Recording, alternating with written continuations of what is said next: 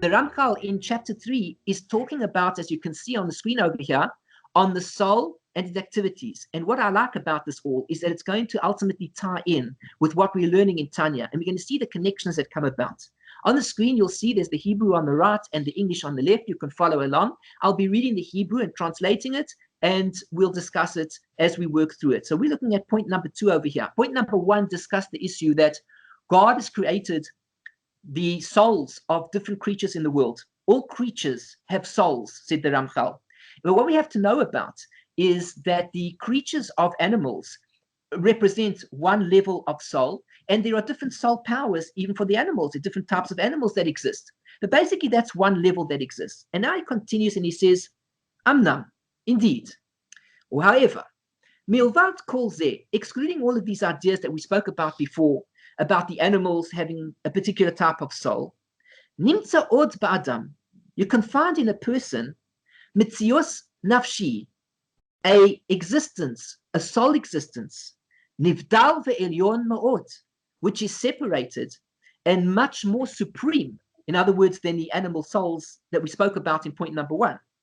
Ve'ena tachlis bebiasor ba'adam, and the only purpose of the reason why the soul came into a person's body is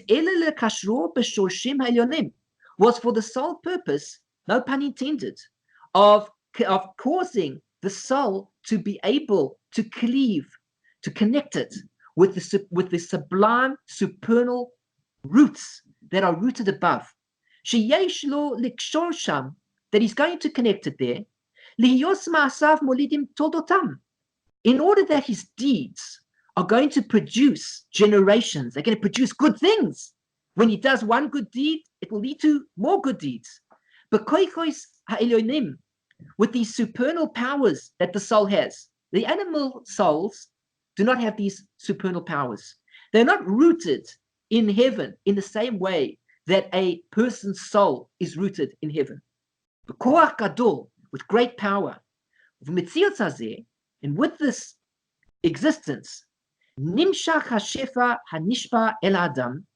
This power, this flow, comes down into a person, mina makorot elyonim, from these supernal sources, umimenu, and from it, benefesh, in the soul, shezacharnu, into the soul that we mentioned, umimena, and then from it, beguf, into the body, v'hanefesh al yoina, and this supernal soul, manheged et hatachtoina, it actually directs the lower force, the body, and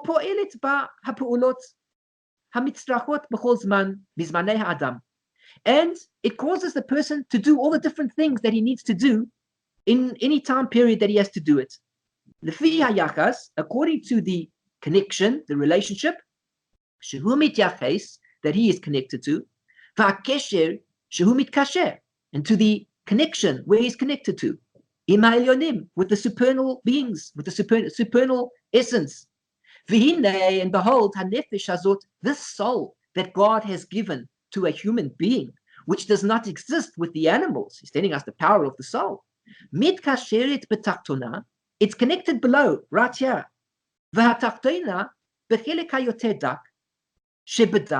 It's connected with a lower section, which is even more thin, shebadam, which is in the blood itself. And we find now that you've got the body and you've got the two souls which are connected to each other. These are powerful words that the Ramchal is teaching us. Rav Moshe Chaim Luzzatto says to us that every person has a soul just like an animal. That's the first thing. But then there is an additional soul that God gives. And this is the supernal soul.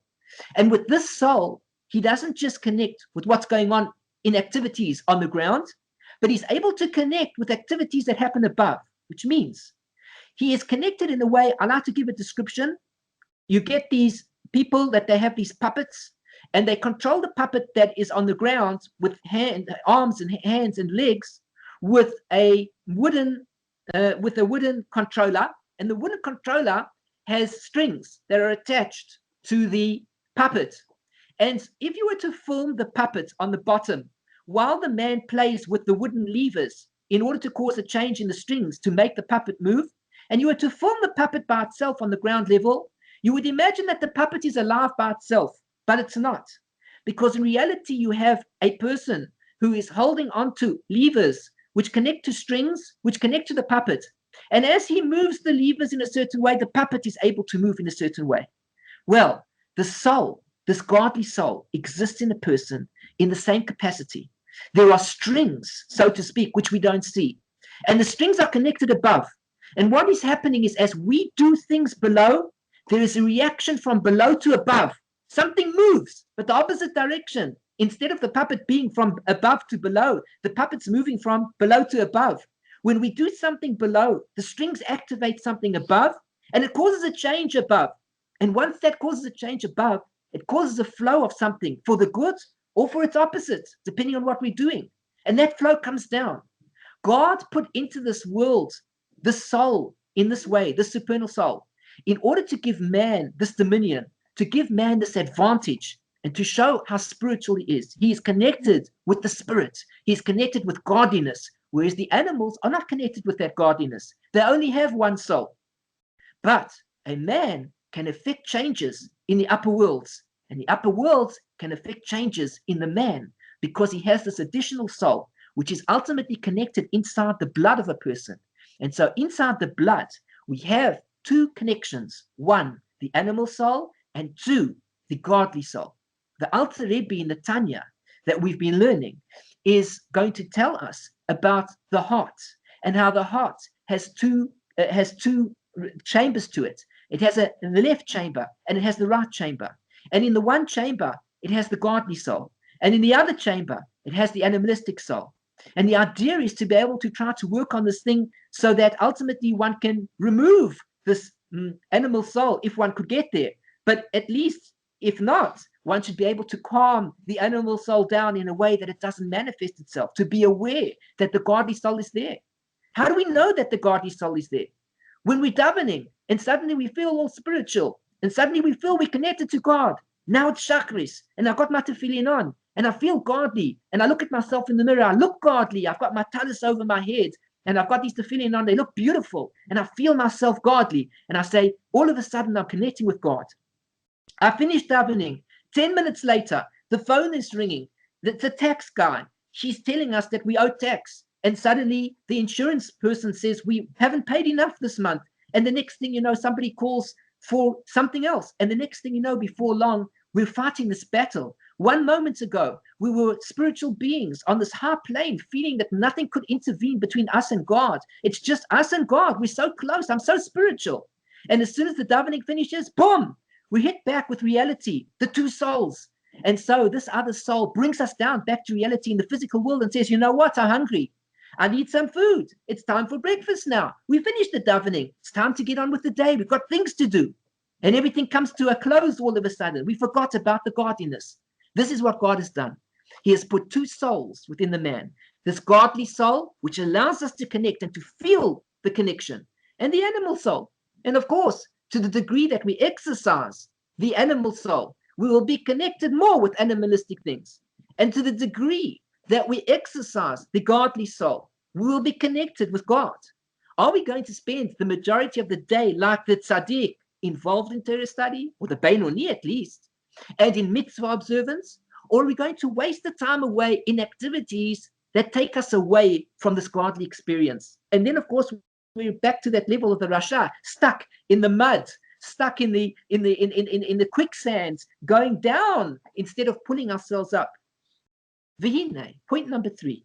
Behold, because of this connection, sheneksheret nefesh zois beguf, that we're connecting the nefesh, the soul, the lowest level of the soul in particular, to the body, al yedei hanefesh hatachtoina, and the connection comes about through the lower soul, meaning you need the animalistic soul, because the animalistic soul is what powers your body. The animalistic soul is making the body work. The liver is filled with blood. That's all the liver is. But one cannot live without the liver. As the pun goes, that we say, is life worth living? It all depends on the liver. Well, that's really what it's all about. The liver might seem like an organ which is just blood and gore, but the reality is all of our life force is going to be determined by the health of the liver. And if the liver gives in, that's the end of it. No more scotch, no more tasty things, no more anything. We just hope that we can manage to live a little bit longer if the liver will just keep on going. So the same thing applies here. That animalistic part that exists inside us in the blood is what's keeping us going as physical beings. We need it. We see that it's bound in all sorts of particular bound. It's stuck in certain boundaries. And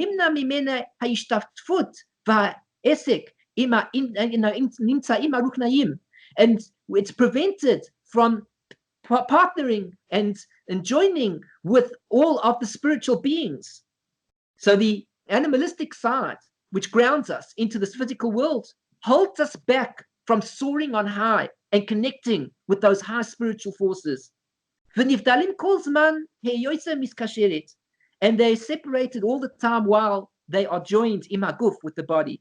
Dainu, which means kol yamei chaye adam, all the days that a person is alive. And it functions according to the deeds of the body. And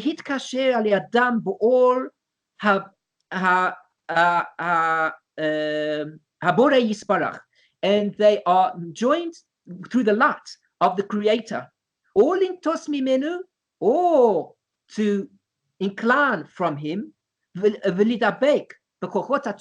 and to cleave to impure forces.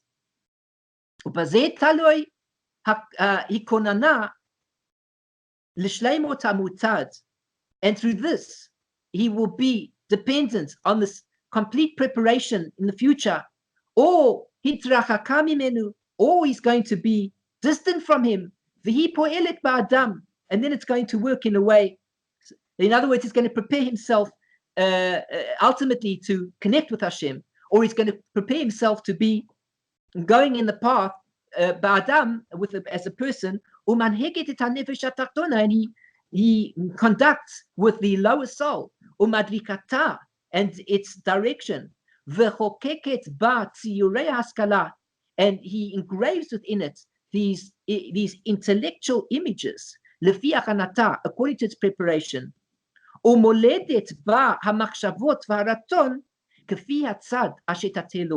And it's going to be born from these thoughts and the will according to the side in which he is going to direct himself to. Now, this means to say that we've got the two aspects of the soul within ourselves, and they're going to be pulling in one direction or the other. And we're going to decide basically how we are going to work. Are we going to drive ourselves towards spirituality and godliness, or are we going to pull ourselves back to that material instinct, the animalistic instinct, the world that we find ourselves in, the physical world, and we say to ourselves, I see myself as a physical being, and therefore I allow the animalistic soul to express itself more and to be connected with these animalistic drives. So we're going to conclude over here. We're up to the Dalet now. We're up to point number 4 of the Ramchal. I hope that everybody enjoyed the Shiur, and I look forward to teaching again.